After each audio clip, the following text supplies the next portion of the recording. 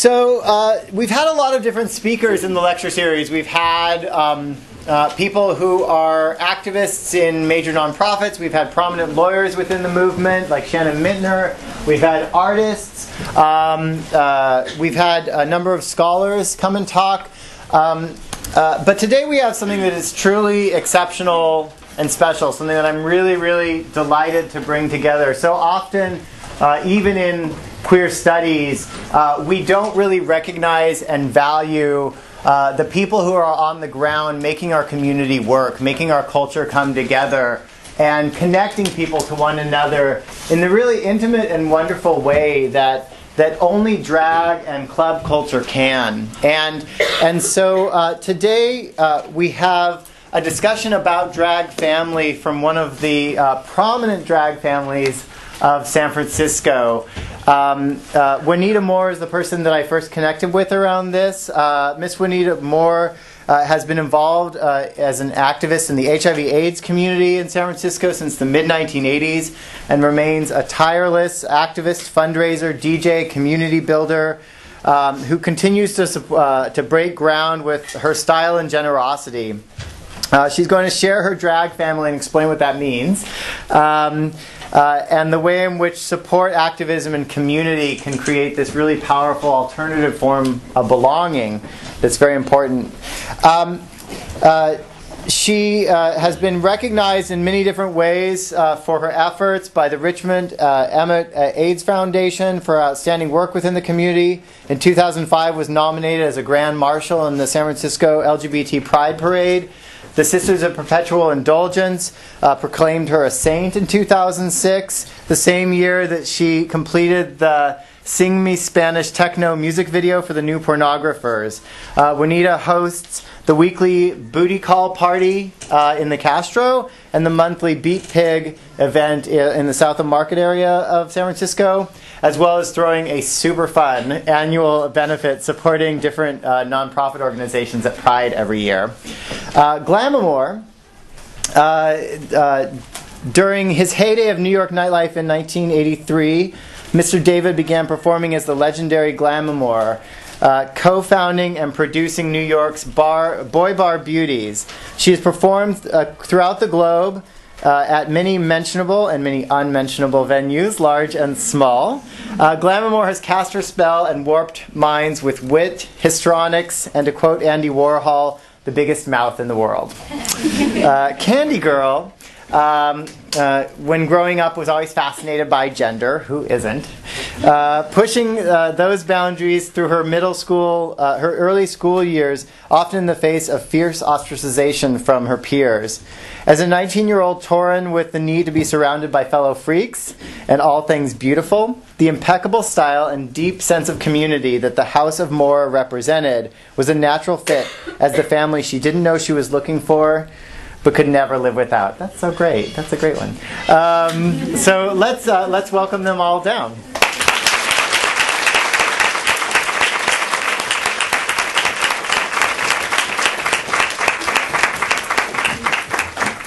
Thank you, Don. Yeah, and there's water here if you need it. Thank you so much. I'm Juanita MORE, everybody, and I'm considered the mother of the House of Moore family.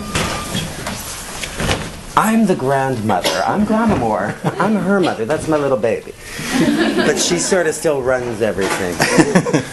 Most moms do run everything, even when their grandmothers get old. Isn't that true? And I'm Candi Gurl. I'm the daughter of the House of Moore. I've been doing drag for just about 20 years. I met Glamamore in New York, who was performing and doing drag, and I fell in love with Glamamore the minute I met Glamamore. I fell in love with her style, how she performed, her energy, her love for life. And when I decided to, what was it, Halloween? Halloween, yeah, like 91, 92, something like that, yeah. Halloween 92, she was out here visiting, and it was the week before Halloween. I was like, let's put me in drag.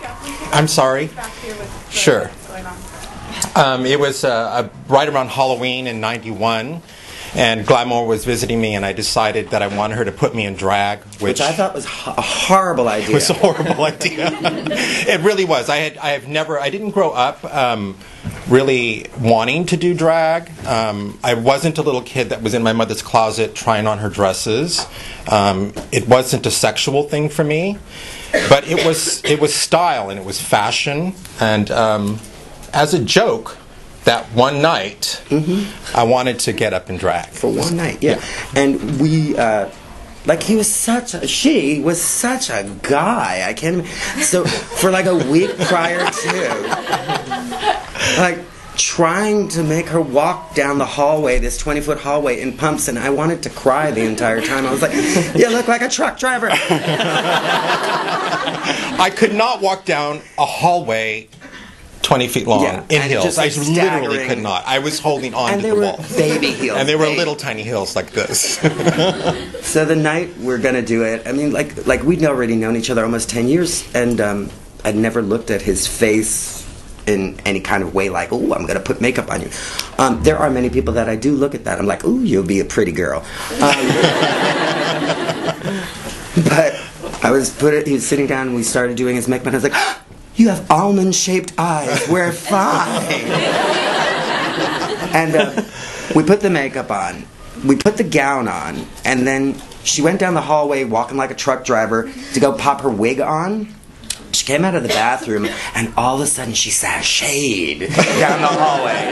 That was the moment of the transformation, and I don't even know what did it. It wasn't an ugly little wig. Yeah, it wasn't that. It was the whole package, I think. Just like it all. And then you wouldn't stay home anymore. I wanted to be out in drag every single night after that. Yeah, truly. Yeah. So that's how I consider, and in the drag community especially, that's how I consider Glamamore my mother, because she was the first one to actually put me in drag. And nowadays, I do have a lot of young kids that come up to me. We've actually had this conversation recently. There's a lot of young drag queens in San Francisco that don't have mothers, and I think it's because of RuPaul's Drag Race. It's because of just it's so much more visual now that it's just something accessible where it may not have been years ago. So to have someone like Glamamore in my life to mentor me, to teach me how to put makeup on, and also Glamamore also sews. Thus, so great style, which was really important to me as well. So I still look at some young kids, and even though they're asking me to be their mother, it really means a lot to me coming from this person, and I have to really think about it. I don't just take in it's not random. I just don't randomly put people in drag, because I really want them to respect it, and I want them to understand how much it means to me to do it and to enjoy it like I enjoy it. You have to be. It's more than just like, oh, I put somebody's makeup on and now you're my child. It is like we're invested in each other's lives. Like we help each other. We are a family. Yeah, I mean, we're literally really are a family. Chosen family for a long time. But but that is more like we just did an interview last week with what's that kid?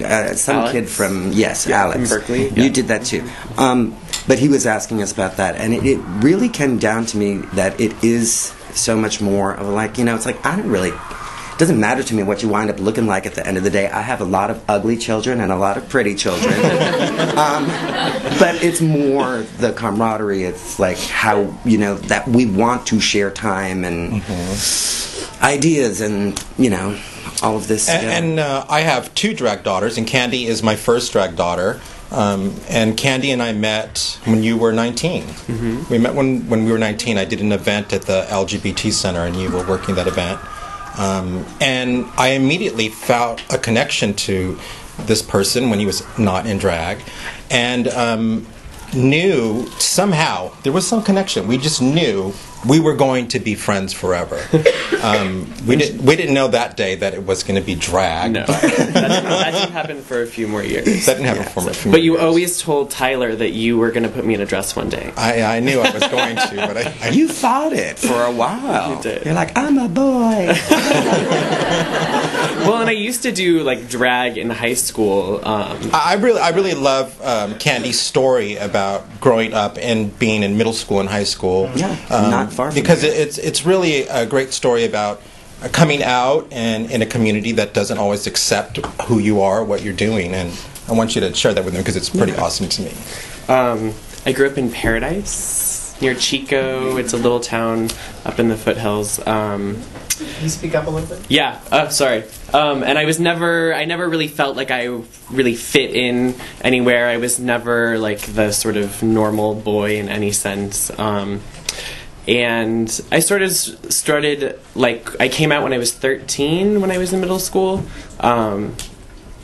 And when I went to high school was really when I got a lot of the homophobia. And I don't know if you guys, maybe you guys have talked about this in this class, but like, last year there was that whole Get Better project and everything, and all of those gay kids who committed suicide and everything. And like, I went through that sort of thing, but I was fortunate enough to have like a really strong group of people at my high school. Like my guidance counselor and the vice principal were like really on my side through all of the bullying and people throwing food at me and calling me faggot and queer and, threatening to beat me up.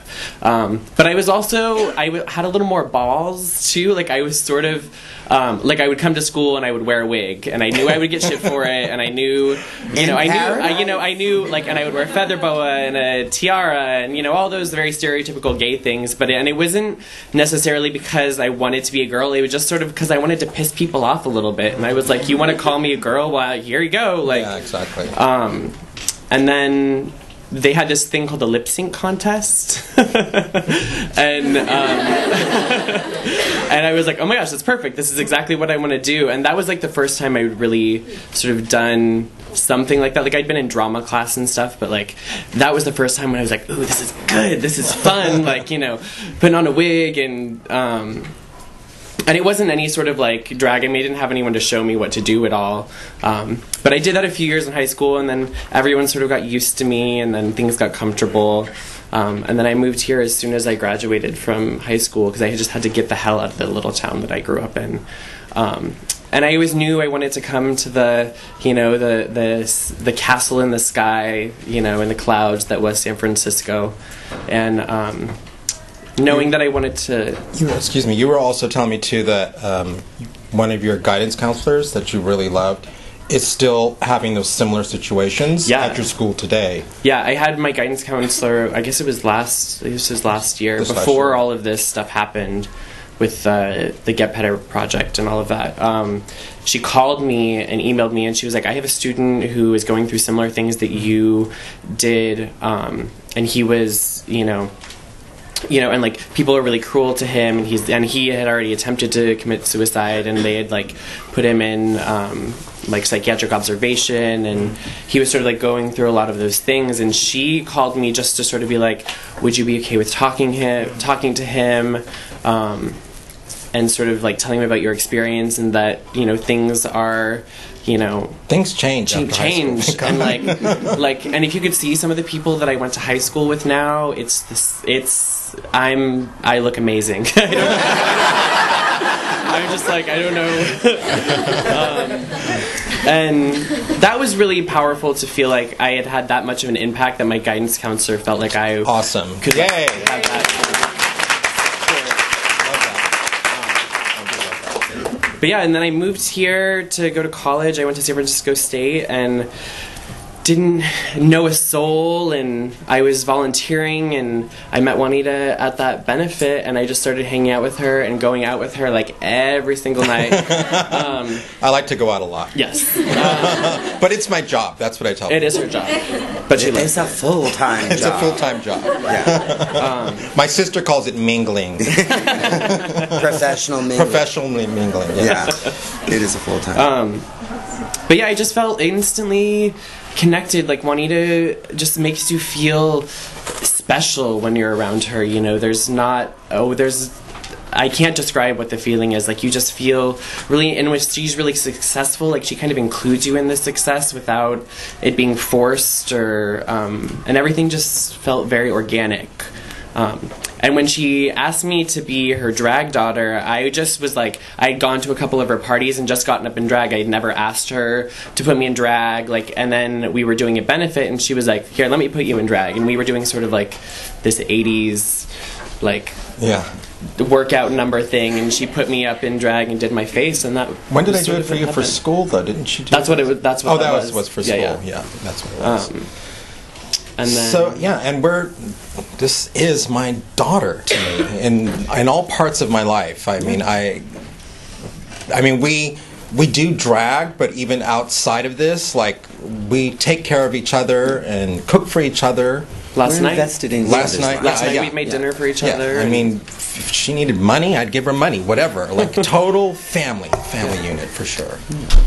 And we still having children, grandchildren. Yeah, I don't she's- even know. She's having way more children than I really want her to have. I want to tie her tubes at this point. It's not going to happen. But I seem to. I have no time in the world, but I seem to still have room. I don't understand, but yeah, there was actually a few years ago. Juanita's like, "You're not allowed to have any more children. If anybody wants to be your new daughter, they have to wrestle me." There was one person that took her up on it. And she was like, "Okay, you." She's like, "Okay, you're in." But it is that. It is like we're just like I don't know. We all sort of fall in love with each other and just it's like you're calling each other every day, you're texting. I mean, you're best friends. This is how we're doing it. Yeah. This is our relationship. Yeah. Like David helped me make my sister's wedding dress a couple years ago, and he taught me how to paint my face. And Juanita's taught me how to cook. She's made me fall in love with food in a whole different way. I love that. Never declined a dinner invitation from Juanita Moore. Ever. She is an amazing. And we're sort of, just for perspective, so she's like almost about 10 years doing drag. She's about 20, and I'm just hit 30 years of doing drag this year. So, It's a lot of years combined. That's a lot of stages we've crossed. oh my, yeah. Yeah. Does anybody have any questions? Yeah.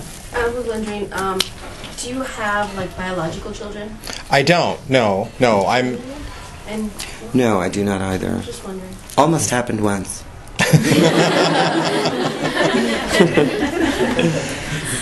But one thing that was one of the most special memories I will ever have was last year. I got to spend Mother's Day with both of my mothers. So with my real mother and my we had drag mother. fun. And she came up to my house and we spent the weekend with each other, and it was great. Such a magical, It was really great. magical time. Yeah. Do you have a question back there? How are you guys so fabulous? Like, your outfits and everything like that. Well, I was up at 6 in the morning beating my face. We all got I mean, it's just some basic things. Like, it takes me almost 2 hours just to put on my makeup and to get dressed.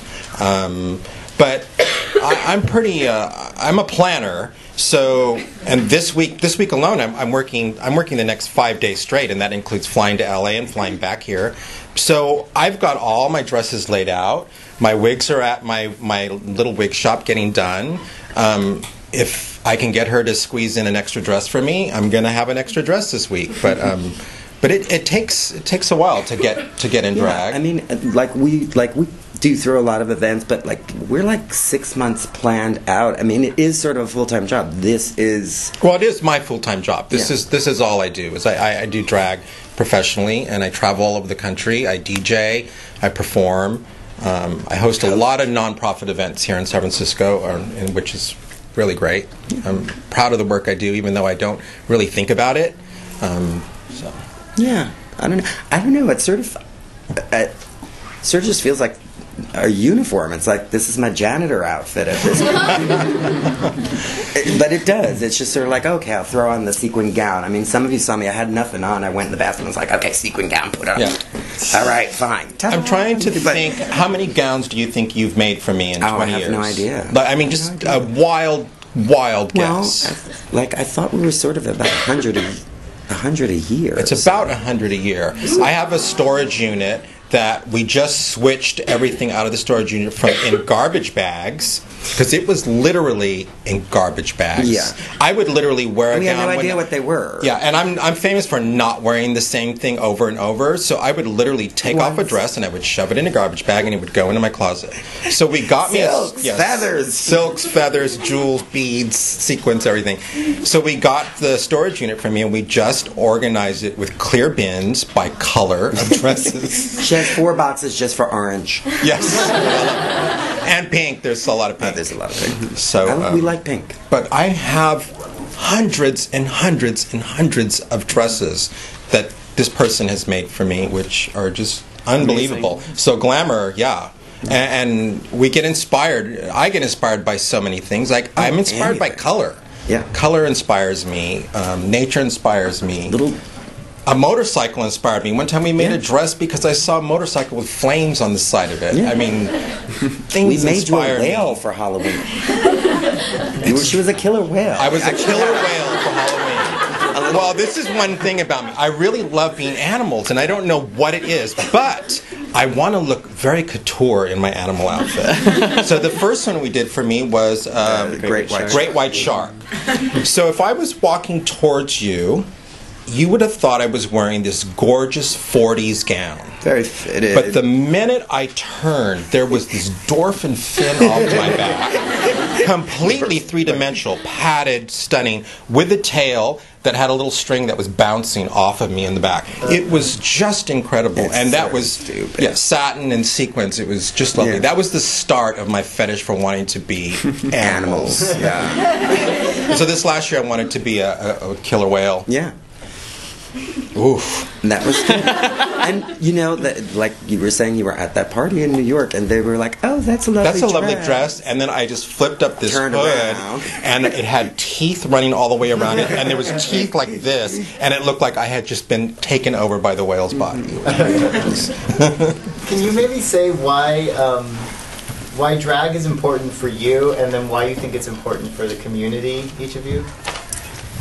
Well, drag for me has become another form of an extension of fashion for me and style. That's the number one thing to me. In our community, it's the drag queen has always been the most visual, the strongest voice, but it has always been the bottom of the totem pole of the hierarchy of the queer community, which has really been. It's not so much now as it had been. It goes in waves. It goes in waves, but like, yeah, you know, like sticking out like this. I guess that's part of the thing. But you get the pluses and the minuses. So everybody runs and says, "Yes, you are fabulous." But then, as soon as they get like, you know, like any kind of like issue comes up with like gays are trying to be like a little quieter, or like, you know, we shouldn't be so ostentatious. Well, I can't help it. Exactly. So, so then that we go out of favor. So I mean, I'm 30 years down the road doing this. I have seen waves of. And I don't know if both, but you know, we've been through so much too. We just keep going. Mm-hmm. It's not a question of like, you know, like, I guess that's the thing for me. Yes, it is the fashion thing for you, but it's not fashion as opposed to like, oh, it's hip to be a drag queen this year. Actually, I started doing my drag when it was really not hip at all to do drag in New York City. It was just on the dawn. They didn't even know what AIDS was yet. There was a lot of, like, New York was sort of falling apart. And that's when I was like, oh yeah, I'm going to become a drag queen. There was nowhere to perform, and it was just, but I found my way and I just kept going, and here we go. Like, once I hit the stage, I never got off it. And that's for me, as far as my drag goes, it's like, I really am, like, I classify myself, I'm a stage queen. Like, I do not like this running around, like, I don't enjoy being in the middle of a crowd when I'm like this. So there's too many things for me to figure out. But put me on a stage, I'm in heaven. And completely captivating on the stage. most amazing performer you've ever seen. Ever. Thank you. Amazing. But on the biggest mouth, too. But Juanita really, like, I mean, she's performed for years, but has a preference to be in the middle of the crowd, on the dance floor, talking with people, making sure everybody has a drink in drag. And that's, so we have like a totally different perspective, even though we are so intertwined in our life. I do like that. Where are you in that? You're sort of in the I'd middle. rather be like behind the scenes, like organizing everything and making sure that we're okay. Yeah. That's part of it too. Making Did that sure we're all answer okay. your Well, question? yeah, but Candi Gurl, Why is drag important to me?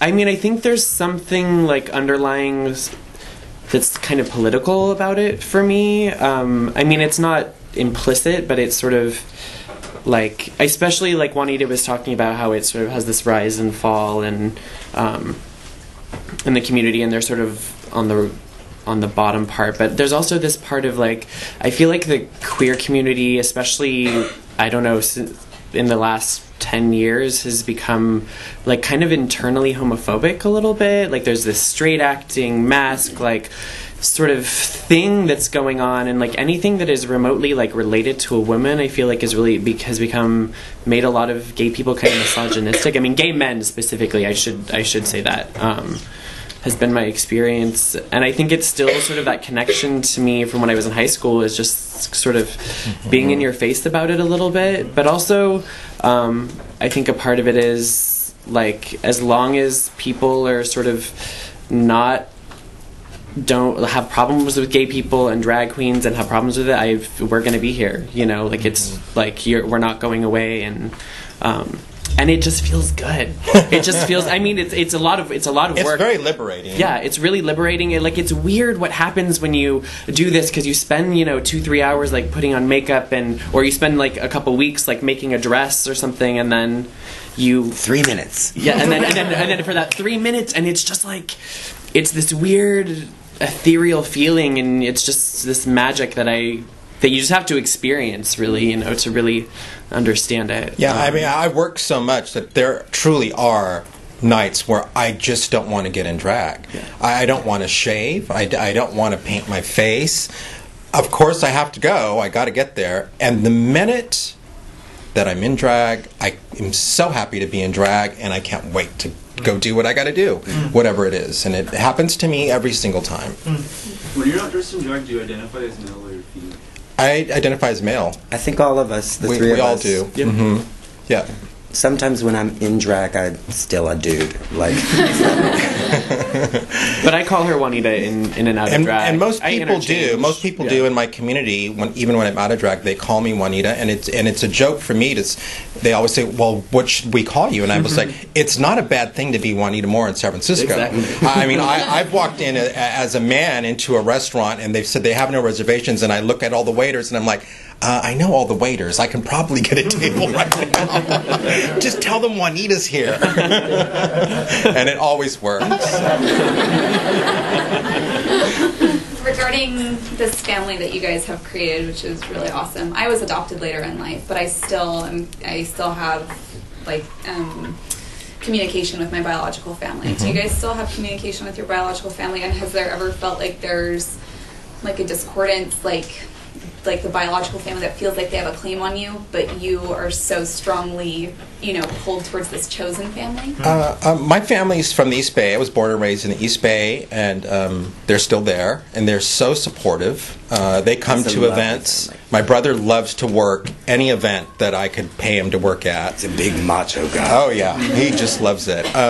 So they've always been supportive of it. My dad loved it. More than my mother. My dad said, "Oh my God, you look like my cousins when we were growing up." And my dad just adored it. My mother was sort of this way about it. My mother didn't have issues with me being gay.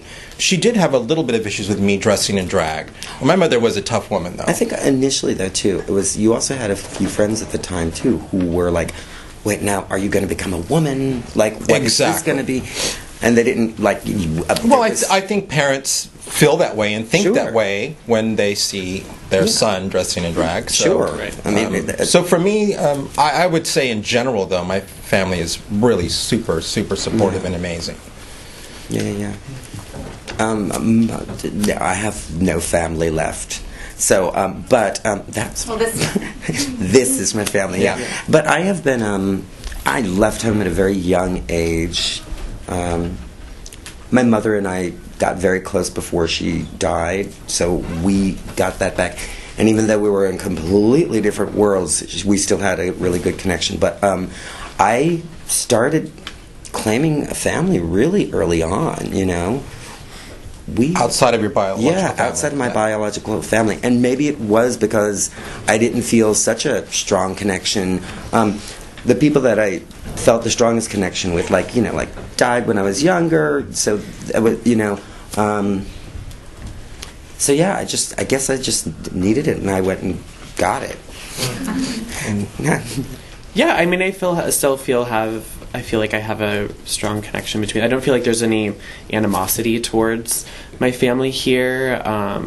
I mean, I think that when I first moved here, my mom was really scared of my life here because she's from a small town. She's never lived in a city. My whole family, like, none of them went to college. Like, I come from a very working class, poor family, and so, like, their little son is moving to the big city, and everything is going off in my mom's brain, and she's a Cancer, so all she does is worry. And I remember the first time she came to visit me, and we had dinner at Juanita's house, and it was amazing how just that, like, sitting down, because I mean, I'm sure all of the things she can imagine of me, just sitting around a table with drag queens and partying all the time, and just for her to, like, sit down and, like, have dinner and have Juanita make dinner for us, it was amazing, and it was just the four of us, and that really, like... And for me, too, like, meeting his mom for that first time, there was something for me where I wanted to let her know that I was protecting him and that he was safe, care of her child. And I was going to take care of him, because I felt that in your conversations about your mom before I had met her, and I just wanted to really let her know that he was safe with me. We have that, like, and that is most of, like, the younger people that do wind up becoming part of our family. We usually do meet 90% of the time. We meet their parents, like Hoku. We met her parents. Always stayed with her grandmother, and that's another thing too. You do not have to be a man to be a drag queen. So, ladies, there are some. I mean, we have some ladies in our family. We have a lot of lady drag queens in our family too. But I think we're like I mean, maybe us in particular. I don't speak for all drag queens, trust me. But we do have this thing where I want everybody to know that we are watching out for their kids. Like, there's, they found a good spot, so they go. And fun. Yeah.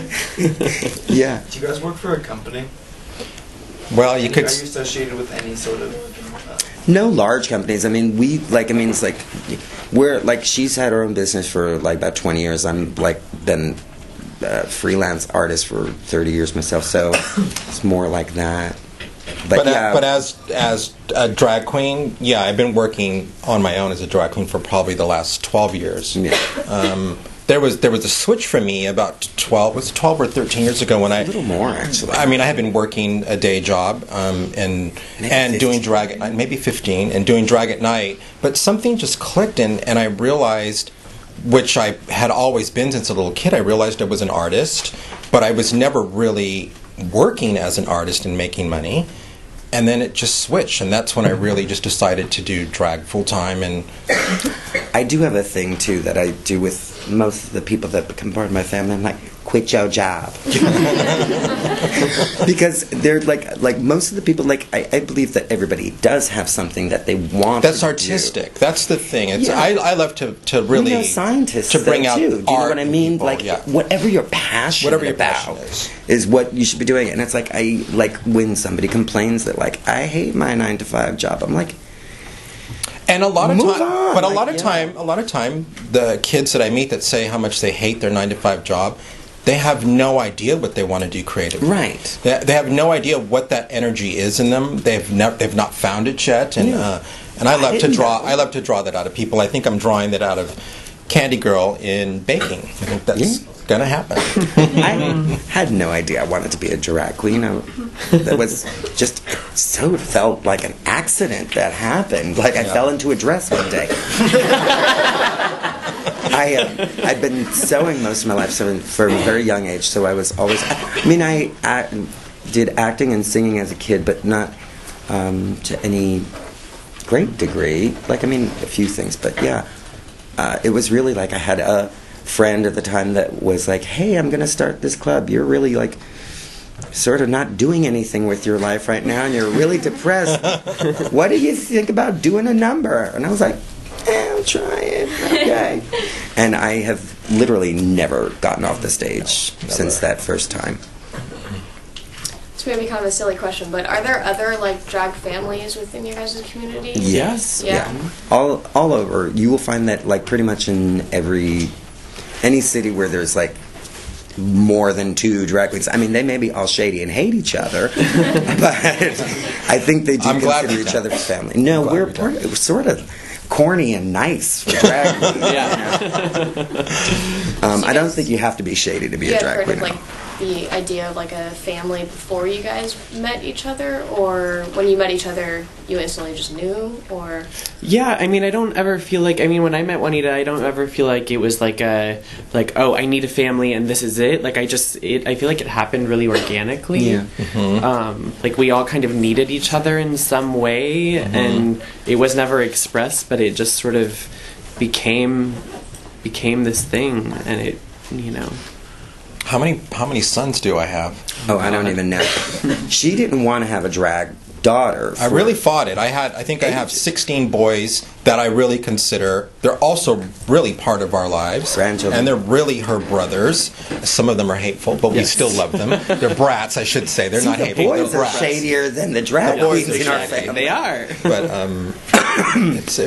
I got a big family right now. Yeah. Yeah, it seems sort of uncommon for drag houses to have as many boys as you do. Like, right. So the More boys have sort of become something unto themselves. I actually there was a 2006 honors thesis that somebody wrote about the More boys. Yes. So I assigned some of that as reading for them. Oh, awesome. In the context of this, but maybe you can say a little bit about how the More boys came about. Well, again, sort of like when I first met Candi, the boys were just hanging out with us, and they all really loved what I was doing. They respected what I was doing. If I said, we need to go do this benefit today, they were just right there with me. Dressed up in a cute and outfit. dressed up gorgeously, What do you want? Yeah. whatever we needed to do. If I said, let's perform and let's do this number with me, they were just on stage with me. And after a couple of years, this label came on them, and it was kind of a little weird at first, because a lot of other boys in the community, a lot of the queer boys, were actually jealous of these boys that were coming out with me. And to me, and the boys would always tell me, like, oh my God, those guys won't stop talking about us. And I was like, well, they're jealous because you boys are a family. Right. And they don't have that. And they're looking at that, and that's what they want, that's what they admire. And you need to include them, and we need to include them in what we're doing.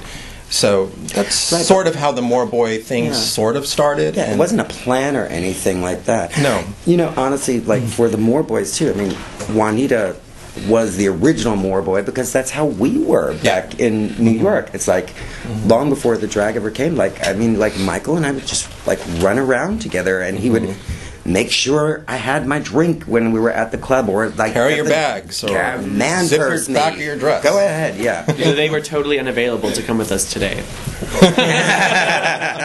You had to pull double duty. I know.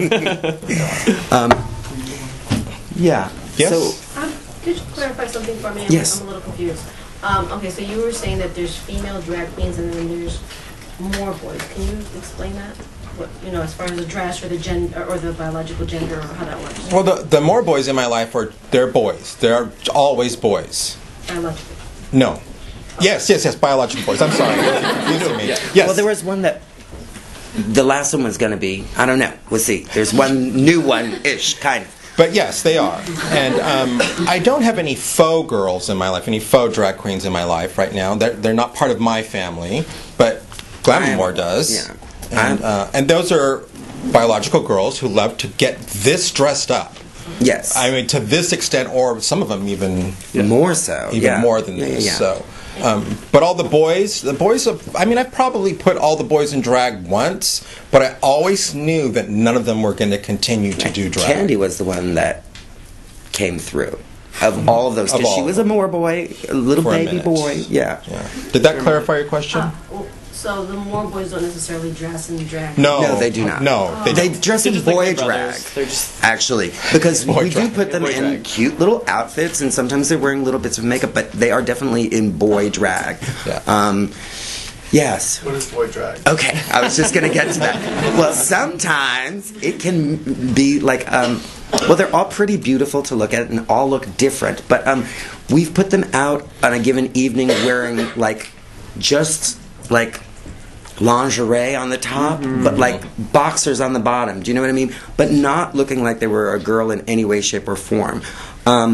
It's just like we've done them as like little toreadors. We've done them as gangsters. We've done them like how many other outfits? Yeah, I would say boy drag is really just like pushing pushing the boundaries and limits of fashion, but as a boy. Yeah. Like And you really get a- getting dressed You get a up, pack of you know. 6 or 12 of them together, all matching little outfits. That's boy drag. So, I mean, anything, I mean, like, you know, it's been said a million times, but like anything that you put on is drag. It is how you are portraying yourself out to the world right now. Like, all of you have chosen these outfits, even if you were like, oh, I don't give a shit, pardon my French. But like, every one of you made a choice in what you were going to wear and how you're going to be represented into the universe, and this is it. So that is your drag. Yes. Yeah. So. Juanita, how did you become the Juanita Moore you are today? Oh, good Lord. That's good. Well, it's a good question, but it's also something that I don't think about. I constantly do, and from the beginning, I've constantly just continue to do what I do, whether it's fundraising, and a lot of people think of me as something big. And I don't think of myself that way, and I still am completely surprised when someone walks up to me and says, oh my God, I saw you perform 6 years ago, and you were it was the most amazing thing. Or I'll never forget the night we took that photo together and you were wearing that dress, and I look at them like, oh my God, I forget. That's in a bag somewhere. I forget that people do love what I do. That's where it comes from. It comes from other people's love. I have no clue what I'm doing half the time. Yeah.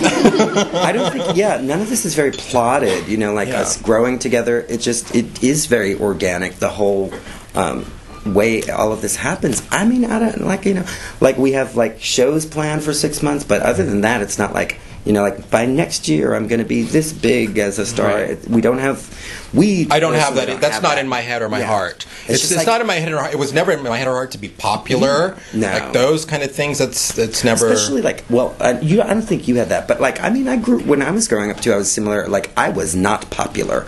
Occasionally, I was the funny fat kid in the corner, but I didn't have that whole popularity was never. Part of it for me, and like I said earlier, it's like I sort of did it at the wrong time in New York, so I was really sticking out. But I just, I think it is like sort of this divine accident that just keeps happening.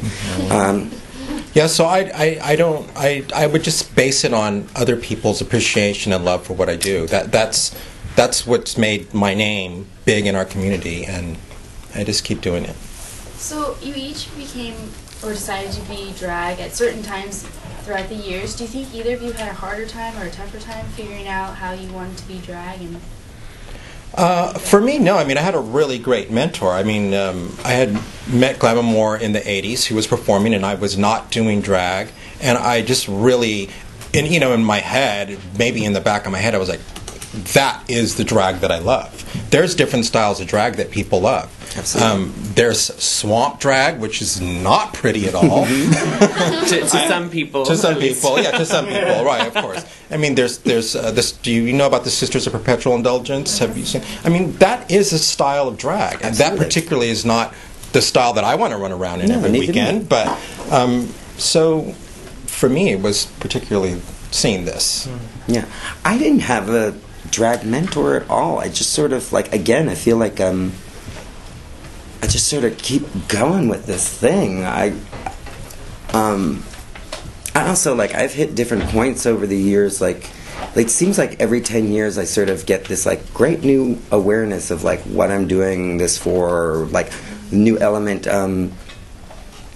Wait, what was the first point? Drag. Exactly. I don't know. I think I've gotten off the point in my head. Can I ask? Yeah. So, you're all very good at creating environments and spaces that are really nurturing and important to, I think, a lot of the people that are there. Why do you think that, like, the queer nightlife scene is important? Well, there isn't very many venues for kids who are growing up to be to spend time together. There's not space for that, and society is just starting to allow queer culture to sort of be a little bit in mainstream. But there's still places like where you were from that still not there. So the bar scene has been forever just a meeting place. In the 50s, it was such a secret meeting place. Yeah. In the 70s, it blossomed into a really huge meeting place for men and women. So I don't know. It's like after all this time, I still love going out and bumping into 10, 15, 20, however many people, or even 2 or 3 people of a given evening, and you're not well, sometimes you're having an in-depth conversation, but more often than not, you know, everybody's just there to just be a little lighter, relax, get rid of all their daily stuff, and so you're in a mood where a moment where you're primed to have a good time, and. You know, if I can make somebody laugh, I guess I'm still the fat kid in the corner making them laugh. But that is part of the thing. I run a club, and our point of the entire thing is, and it doesn't really matter to me what sex you are, what sexual orientation you are. It doesn't matter, fat, skinny, short, black, white. I have no concern of that. Have fun. Have fun at my club. That is the only thing that I want anybody to do. We have different DJs from around the world. They're like, what should I play? This kind of set or this? I was like, have fun. I was like, do here what you don't usually get to do somewhere else. Come and just let your hair down. Go ahead. Back a little bit, 10 years ago, was it? I went on stage for the first time. It's probably 10 years ago. It's got to be. Maybe it's 15. I went on stage for the first time, again, sort of seems like, oh, it was an accident. A friend was throwing a night. He had wanted me to perform, but I was doing a whole other engagement, not in drag. I was actually doing a fashion show. Came after the fashion show just to hang out at the club, was very high and amped up, and he was like, do you want to do a number? And I was like this? And I was like, okay. And it was the first time I ever got on stage with absolutely zero. I didn't even look cute as a guy. I was I'd been working all day. I was sweating, and I went on stage, and and this is why I'm a stage queen. It's I sold the song with no wig, no nothing, and that was magic to me. So I do keep finding reasons every so often there'll be this other breakthrough in my life where I'm just this is the most amazing thing that I get to do. Oh, that was why I was getting to that, because my goal sorry, I'm rambling. My goal was never to assimilate, ever. I could give a shit less, but as long as you could let me walk down the street and not kill me, just let me go do my thing, that was my main goal in my entire life. Still is. I don't need you to love me for this or even accept me, or you don't have to talk to me. But just if you don't, let me be, I'll let you be. We're fine like that. So that is my thing. Thank you so much. Thank you.